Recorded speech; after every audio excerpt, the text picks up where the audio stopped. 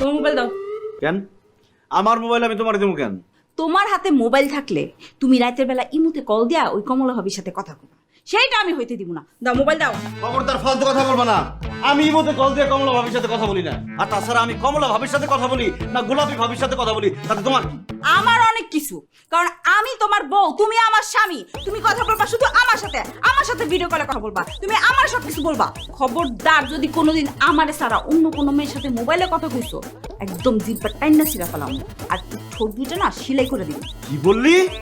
আমি তোর জামাই, তুই আমার জিব্বাটাই না ছিঁড়া ফেলবি, ঠোঁট ছিঁড়া দিবি?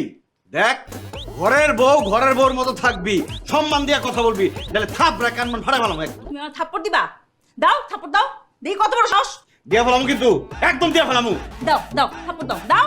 দেখ, আমার কিন্তু অনেক রাগ উঠতেছে, আমার সামনে থেকে সর, তাহলে একটা থাপ্পড় মারুম, গালের সব দাঁত পড়ে যাবো, খুঁজে পাবি না। আমারে যদি তুমি থাপ্পড় দাও, তোমার হাত ভাঙ্গা আমি একদম লুলা কইরা ভিক্ষার থালি ধরাই দিব, আর নয়তো আমার নাম শারমিন না। কি বললি?